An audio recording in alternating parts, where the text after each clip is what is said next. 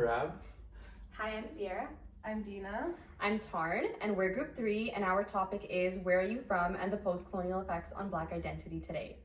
So as we speak about colonialism, it is important to note how immigration plays into these ideas and how it still connects to these ongoing colonial effects. And there are various influences and reasons for people to immigrate from their native land, some of which we've discussed in class, such as diaspora, which has its roots in colonialism and the transatlantic slave trade. This is historically important in understanding how Black identities differ depending on one's geographical locations and the ways in which they migrated from their land. And once again, this can affect people's ties to their home and by extension, their identities. And especially during this Atlantic slave trade where people were enslaved and brought over to the Americas to work in plantations, this is now moving on for like generational issues where this forced migration has altered their sense of identity and self as they don't have these cultural ties such as other people who have voluntarily immigrated to other places, since they still have these connections and familiarities with their culture, values, and their traditions back from their home. Yeah, and I genuinely think that this is a big part of Black history that often flies under the radar, and it reflects the discrimination and the segregation that Black people faced in the Maritimes during slavery. For example, so many people within Canada don't even know that after the American Revolution, many enslaved and free Black individuals came to Canada with loyalists. And many Black individuals that were even free had to live under this constant threat that they would be re-enslaved. And because of this constant threat, many of them even fled to places like Africa. And this is a big part of our history, specifically in Canada, that's often overlooked. And it still shows that legacy of racial discrimination that still exists today. For example, movements like Black Lives Matter still present these ongoing issues, including the disparities in like the justice and educational systems. And we're going to show a TikTok that sparked this idea. What makes London London? What makes it different from the US, yeah? Like, we kind of like claim our roots a lot more. I mean, I feel like we are more kind of like culturally diverse. Is it weird when African Americans don't know where they're from? Yeah, strange. It's not really our fault though. I feel like people of ethnic race in the UK, like, we tend to bond more with other people. Yeah. To hear British Africans here get mad at me when I say I'm American. I am African American, but my granddad's been in America, so technically America's all I know. You're an American citizen. Do you know what you are? No, ethnically. I don't know. So as you can see, this TikTok does demonstrate ideas of post-colonialism and how it does affect Black identities.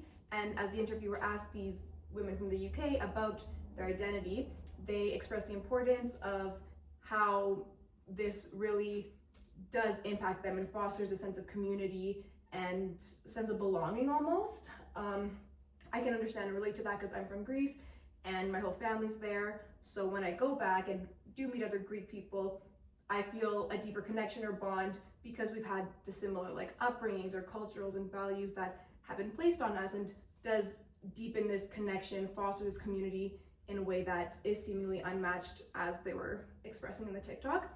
And there was one story that we found that kind of reflects these ideas as well. And this is from Francesca Walker. She says, during spring semester of my junior year, I traveled beyond American borders for the first time in my life to London. Living in London both challenged and deepened my understanding of my identity as a Black American. In the classroom, Black students were still very underrepresented at King's College, but London itself is one of the most multicultural cities in the world. I ended up living in South London, home to one of the largest communities of Black people in the city. The majority of Black people in London are of African or Caribbean descent, and many strongly identify with their immigrant backgrounds, as well as their British culture. The emphasis placed on the distinction between Black Africans, Black Caribbeans, etc. is strikingly different than in the United States. While I felt never left out of place simply for being Black, I sometimes felt that my American identity marked me as separate. People often assume, for example, that I must be of mixed ethnic heritage because of my complexion. When people ask me where my parents were from, expecting a comprehensive list of nations or ethnic groups, I'd say, well, just Black, I'm American. My friends had no issues repping Nigerian and Jamaican flags, but as a Black American whose family has lived in the US for generations, ethnic identity, race, and national identity are tangled and fraught in a very different way. I wasn't sure I'd ever feel fully comfortable doing the same with the stars and stripes. So as you can see, this does contrast like a Black American's perspective in the US versus the UK perspective, where they still do have this connection to their native land and she said it, they were repping their Nigerian or Jamaican flags to showcase this sense of nationality and community, and how this just continues to build. And as Francesca was saying, that she's just Black, so she doesn't have this cultural tie to and her ancestral roots, essentially, and it does affect her identity. And she even said, like, now she almost was being the other in a place where it has all this multicultural aspects to it, and she still couldn't like connect due to this generational issues with immigration and loss of culture. Yeah, and I would say, like, jumping off of this like idea of the other and like this story, like Thompson herself like brings up how like the cognitive dissonance that comes from being the other when she like is discussing the invisibility of whiteness with her friend, and how like her friend is confronted with the privilege and like comfortability that comes with being just another person in the crowd instead of always standing out or being one of the only ones. Like in Francesca's story, this idea of like who she is and who she can become is like enriched when she moves to South London, where there's many different like Black communities, and like she gets to enjoy this like rich cultural experience, and through that she's able to kind of not just be Black, but she is able to kind of begin to understand her own identity and like who she is while surrounded by a crowd of people. Yeah, definitely. I do agree with what you just said about this type of otherness, because as sociologists, while we can look at otherness or the question, where are you from a social point of view, I think another really angle that we need to look at is the psychological or psychosocial perspective. So for example, Frantz Fanon argues that those who are colonized deal with the constant perception that they are less than, and with the perception that people may view them as dysfunctional, as criminals, or as impulsive. This can create a self-fulfilling prophecy, and is essential to examine when you're referencing not only yourself, but your relation to other people in society, which is quite similar to what Du Bois says about double consciousness, in which you don't only have to look at your own Black perspective, but also the perspective of whiteness in relation to you. So this can create a self-existential crisis where you don't really know who you are, and that really encapsulates where are you from. So while I'm talking about a psychological issue, when we're examining it from a social issue, we can also look at the education and the media systems and how they might amplify this feeling of criminality.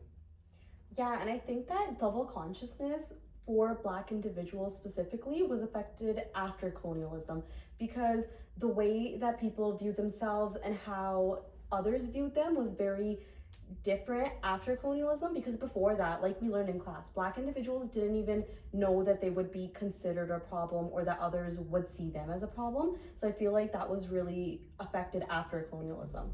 Yeah, and like going back to like the question, where are you from, in the TikTok, it's Thompson explains like the weight that this question carries in North America isn't just as like innocent as as the person asking it perceives it to be. It's just this continuous other way that pronounces and announces that one's Blackness makes them stand out in a crowd, and it sets them apart from others. It's just a tiny, small, innocuous way where there is just this reinforced standard that even if you have been here longer, your Blackness will always be associated with an idea that you don't belong. And so it's just another way that colonialism has worked very, very hard to erase and destroy families and legacies and identities for people and communities here in North America. Yeah, and I also want to just maybe touch upon that as well, and relate it back to Francesca's story, where like she was a Black individual going to the UK thinking, well, there is a high Black population, and still kind of felt this disconnect because she wasn't from the Caribbean group or the Jamaican group or like part of that community. So it does even go to show that, yeah, this generational trauma and loss of their culture like does put into perspective to be like, oh yeah, like I'm just Black, how she even quoted, right? Instead of, oh yeah, I'm Caribbean, or I'm this, or I'm that. So it's a very interesting, idea where she still is almost the other in a place where she thought she maybe didn't have to be. Yeah. Yeah, and adding back to the TikTok, critical race theory plays into all of this because it examines how structures of power shapes issues like racism and ableism, especially in institutions, specifically like educational institutions. For example, let's take our Canadian education system versus the UK education system. Each province and territory in Canada has its own unique educational curriculum. Therefore, that basically means that there's no standard or requirement to teach Black Canadian history. And not only does this prevent individuals from learning about Black history from an Afrocentric approach, but at the same time, we're also taught that Canada's this peaceful country. Like, for example, I didn't even know that much about Black history in this much depth until we took this course. However, when you look at the UK education system, on the other hand, they actually integrate Black British history into their lessons, which really helps the students and individuals living within the UK feel proud of their identities and also understand that complete history that they have living in that country. No, I'd agree. And I'd say like the differences in our, like in the educational system and history being taught differently per place does lead to a lot of this like ignorance, I'd say. Like a lot of what's taught in public school, like for me personally, I feel like was really whitewashed. And like my own public school experience, like I didn't learn any of this information until post-secondary and like until this class. Like you're taught kind of the big pieces of history, but like what I learned about Canadian history and slavery was the Underground Railroad, and never did I learn like we had slaves in Canada till X amount of time, right? Like it's very much taught as this like white savior complex and thing. And so it took a lot more work and effort and money to learn this information that's like the truth. So it makes it much harder to get out of this like comfortable ignorance that's on like a national scale, which kind of does just allow for this like continued invisibility of whiteness, because like it's all that's taught and it's all that's known, which just makes things so much harder to change and like just increases the burden on Black people and their identity. And like even Thompson throughout her book discusses that like this ignorance that's taught in school, or this like perception that's allowed to continue, has affected her. Like in school, her teachers always assumed that she was going to be dumb, and like her colleagues, when she worked her way up to this, just would be actively sabotaging her behind her back. And so she just kind of like internalized and began to understand this like understand this like complex subset of rules for her specifically as a Black woman, where if she was going to succeed, she needed to be much better than everyone else just to get where people start off. And so it just shows that not only did she kind of learn and develop this double consciousness that we see Du Bois talk about, but we also understand that she had to work around it as well in order to just get by. Yeah, for sure. And then another angle that we can apply the exact same concept to is the media institution. So likewise, Thompson does argue in her book that North American media outlets, they are more prone or more likely to depict Blackness in like a negative light. This isn't like a modern issue, it's always been like that.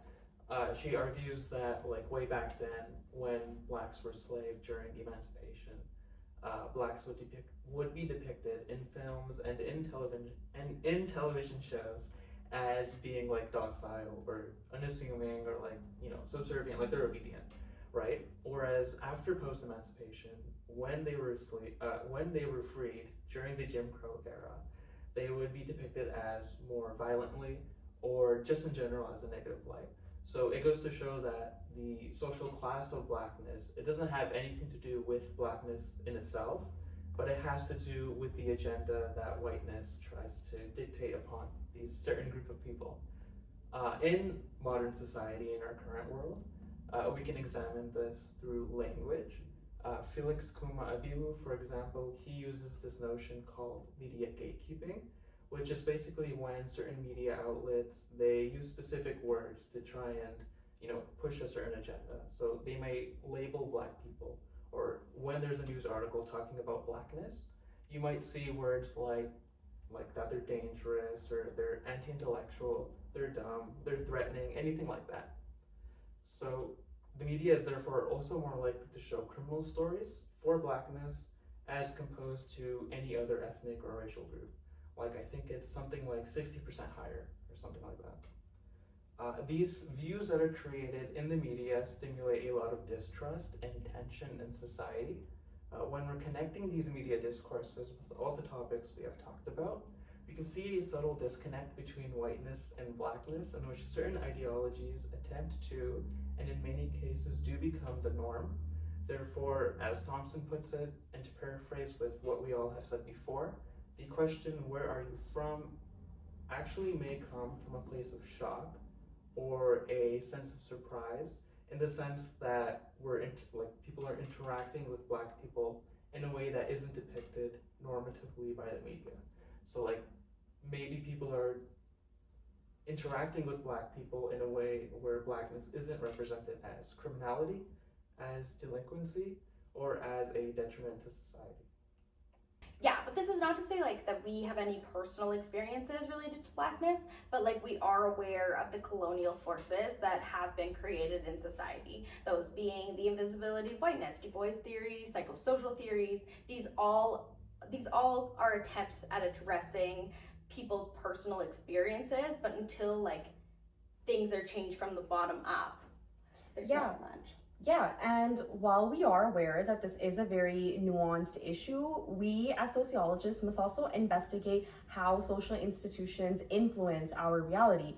Therefore, look at how this therefore inspired us to investigate how Black individuals' identity is impacted by post-colonial effects and how this has traveled down generations. Yeah.